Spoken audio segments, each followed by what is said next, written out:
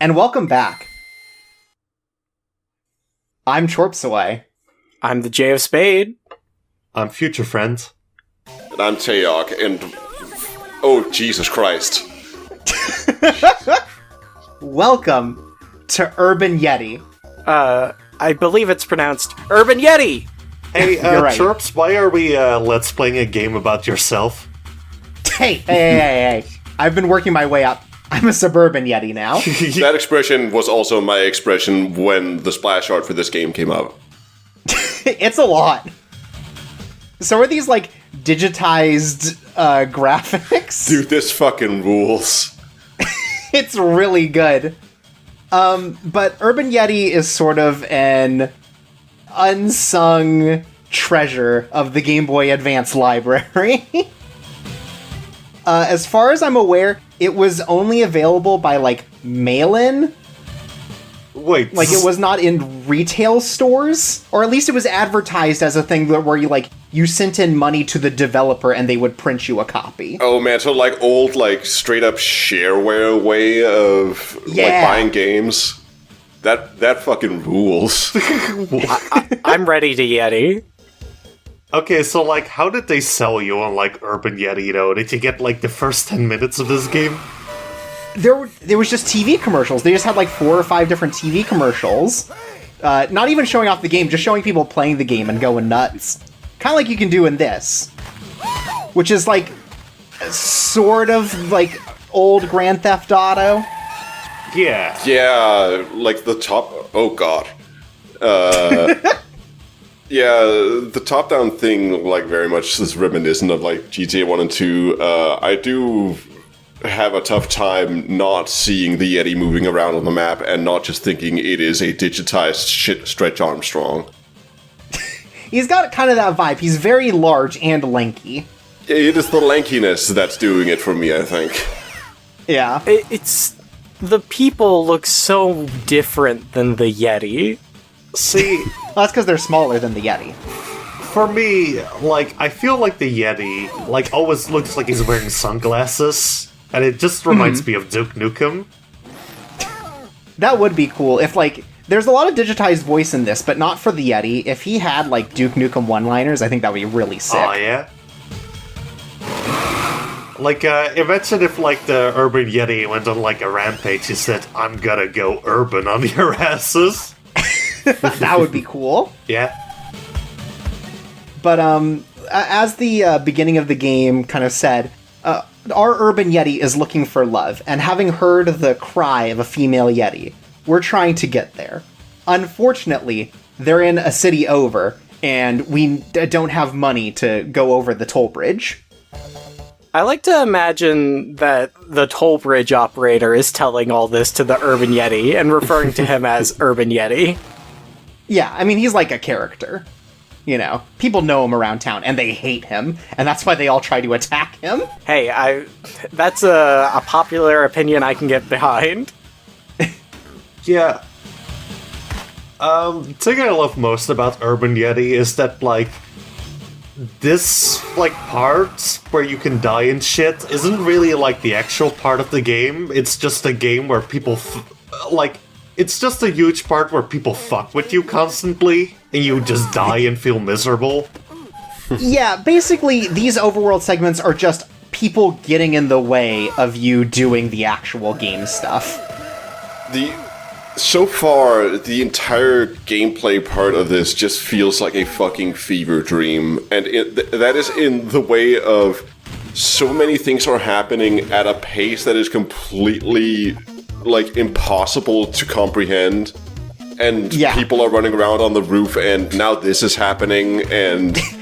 Yeah, so we collected a boombox earlier, and when you do that, you start a dance party with all of the characters on screen. Yeah. I think I actually played this game as a kid, and, like, just for years, until, like, I heard about this on Classics of Game, I thought this was just a fever dream that I imagined while playing, like, GTA Advance. Mm-hmm. Yeah, it's kind of got that vibe to it. It's just sort of a lot going on in a way that, like, is so purposeful, I guess. Like, it is designed to have that sort of like overwhelming feeling to it, I think. I feel like the overworld part, like if there was ever a TV show where they had to make a fake mock-up of a Game Boy Advance game, this would be it. Yeah, it definitely gives off that vibe. I think at first glance it feels like that, but there is so much under the surface of this video game. There's a lot going on, so really your only main ways of interacting with the world are punching it. And so your A and B decide if you punch left hand or right hand. That's smart. That's good use of the limited buttons you have. Yeah, you can Yeti Scream, which will kind of knock everyone on screen out, but take some health. And then if you have a boombox, you can do the Dance Party, which will heal you and incapacitate the enemies for a while. Also, as you can see in the top left, there's like an actual like time cycle going on. So we have to come back during work hours for the restaurant that we just got the advertisement for in order to get the job. I mean, that just makes sense. Yeah, so until then we can go around punching dumpsters, which either have homeless people that will attack you, or hot dogs, which give you health. Yeah, and it gives you 4 health. I think I also slipped on, oh no, it is just 4 health. I thought it gave more because I had also slipped on, like, puke or something. Which also gives you 4 health. Yeah, and then you can also ride around on the top of cars by grabbing onto them, as you've seen previously. My favorite thing about the cars is that they're made at such a lower resolution than the rest of the game. Like, It's really cool. they look like they were meant to scale down to be toys. Well, you know, like, every artist talks about how hard cars are to draw, so, you know, why not just pull any tricks you got to not have to deal with that shit? Yeah, just draw. It's kind of like, you know, if you had to draw a horse, you would just, like, draw the top of a horse where you don't have to think about how it moves around. But yeah, so, like, it is an open world, but it's, like, largely empty. There's not a lot to do. It's basically just the objectives. One of which is to be a soup kitchen manager. Oh god, I forgot about this music. I instantly got a headache.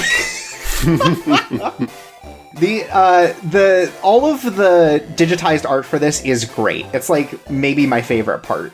Urban Yeti feels like somebody played the Three Stooges game and had like big ideas for the sequel. It kind of gives off that vibe. So here we're basically playing Diner Dash. It's more of a root beer tapper, but okay. Okay, fair enough. So yeah, you send food down, they'll throw their tip on the ground, and then you go and collect it. So, isn't the soup kitchen meant for, like, poor people? I don't think they, like, tip. Yeah, they're real Scrooges. This is a rich person's soup kitchen. So one thing about this game as well is that if a person walks down the lane and you haven't picked up a tip yet, they'll just take it from you. They'll literally steal from workers. I mean, I feel like that's probably pretty accurate, though. You're not wrong. I mean, have you never gone to a restaurant and just seen a big juicy tip and just thought, they wouldn't mind? A little something for daddy, that's what I always think. Finders keepers. But yeah, so it'll start speeding up as you go, and you'll definitely reach situations where, like, you can't possibly get a tip out from someone because, like, 2 will show up at a time. If they make it to the end, though, and don't have food, they'll either turn around in disgust, or they'll just, like, wallop you. Just, like, beat you to death. I mean, that's probably also not entirely inaccurate. Yeah, no, again, like, it's really just, like... This is definitely, like, a fantasy game in that this is the fantasy of the particular type of people who would be mad at waitstaff for not getting food quick. Who the fuck out there, like, gets, like, pissed off that, like, they don't receive their food in, like, 2 minutes in a soup kitchen, though? I have no idea. These people, apparently. Yeah, I don't get why they didn't just call it a restaurant. Well, because it's a soup kitchen. The homeless are, like, really indignant in the city. Yeah, it seems Yeah. like there's a real problem. It seems like everybody with a red shirt is a homeless person. Like, I get when we shake down, like, their dumpster to try to find hot dogs, but, like, this just seems excessive. Oh my god, they are just, like, fucking beating upon you like a gang. Yeah, it really seems like if you fuck up once, you are just completely done. Like, you can't really recover. Yeah, they'll gang up on you pretty quickly. Thankfully, you only have to get to $4, which is pretty quick. And once we've done that, we can make our way down to the toll bridge. Well, Well, you know, after a slight detour, we can get down to the toll bridge. So everyone will sort of attack you or run away. The only ones who are really trouble are the police, who will shoot you with a gun. Yeah, isn't that how cops always are? Yeah. Or the birds that will, like, poop on the ground, and then if you slip on it, you take damage. Oh, this was the toll booth? How did you ever navigate this video game?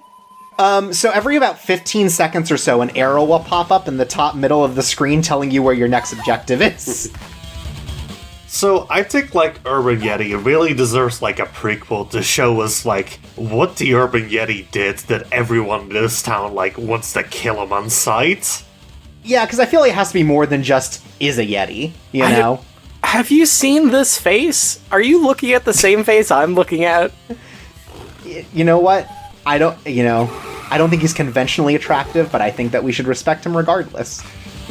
I mean, it's not. I don't feel like it's a question of, like, if he's attractive or not. I feel it's more just the pure malice in that expression. The Urban Yeti Sure. is like a classic butterface. Wow.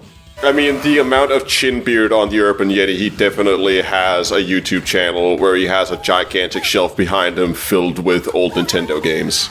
Yeah. Wait, there's another Yeti? Yes, so we thought we smelled the Lady Yeti. It was, in fact, a rival male Yeti, who we now need to That's beat just to the death. fucking Foot Clan. Like, that's a clay man. There's nothing there. Okay, That's a golem. so here's my idea for, like, the Urban Yeti prequel, why everyone hates him. Yeah. Okay, so you play, like, a different Yeti, and, like, it's Yeah. about running for mayor of town. And, you know, it's Uh-huh. like a real hard underdog battle, but towards the end, like, you finally get it. You finally get the respect of the townspeople, everyone loves you, and then the Urban Yeti comes in and kills you. Maybe That, this... you know, that would be, but like on accident, but it's still like you get in trouble for it. I like that even in the pre-recorded thing, the car still gets caught up on a rat. I don't think it's pre-recorded. I think this is live. That's always great. Yeah, okay, so fucking Yeti Discus Tournament. So there is an Yes. official Yeti Ultimate Frisbee tournament somewhere. Yeah, and that's what we have to find now, because he said that he's going to combat us there. So our mission now is to figure out how to get to the Yeti Discus Tournament, which, if you saw before, he jumped on the back of a particular car. Yeah, Kit from Knight Rider. Our next mission is to find that same car. Yeah, and it was completely zoomed in as far as it could possibly go, so it is impossible to figure out where the hell he is. Yeah, and so you will see the arrow move, but it is constantly driving around. So you kind of have to, like, see where it is and sort of try to intercept And it. also, you are constantly being accosted by 6 different things trying to murder you. Yeah, rats, dogs, people, cars, anything, really. So maybe this town just has like Yetis are like the pests of this universe, so maybe that's why everybody's trying to kill you. Right, they're fine with rats, but, like, if you have, like, a Yeti infestation in your home, you know you've got problems. Yeah, you know you've got a Yeti infestation in your home when people, like, break into it and just start punching the Yeti. Yeah, just that unstoppable rage. What? So, I guess the other guy was officially, like, invited to the Yeti Discus Tournament. We're being taken by Saucer because we're unidentified to them. If you call your car the Yeti Mobile, you gotta be ready for some Yeti. That's the thing, they weren't ready to Yeti, but we were. So is the thing at the front of the car like a Knight Rider thing? I think so. Anyways, we've been picked up by the saucer. Well, Is this how else are you bad? going to get to a discus tournament but buy a discus? You're right. So is the saucer because they couldn't get the car to Pathfind to the saucer tournament? Probably. But so, so here on the monolith, we have the rules for Yeti Discus, which is just, we're in a hockey rink, we gotta knock down all of the other Yetis who are on there with our discus. If we get knocked down 3 times, we lose, and there are 10 rounds of combat. I guess it's really a little more like ice hockey, given the, general physics of the game. It's great that in this screen, the Yeti sprites have been compressed so much harder. They're so much more pixelated. Well, yeah, because you gotta have them all in different color shirts so you recognize them. One other thing about this is that if you take too long, the Yetis that you knock out will start to get up again. So you gotta knock them all out pretty quickly. One benefit is that other Yetis' discuses can knock out other non-you Yetis, but they are down for about half the time that you are when they get hit by a fellow enemy disc. I'm just, amazed at how bad these sprites look. It feels like whenever you turn the quality of a YouTube video down to 480p, they're just fuzzy. Yeah. It's like going into C-SNES and turning half of the layers off.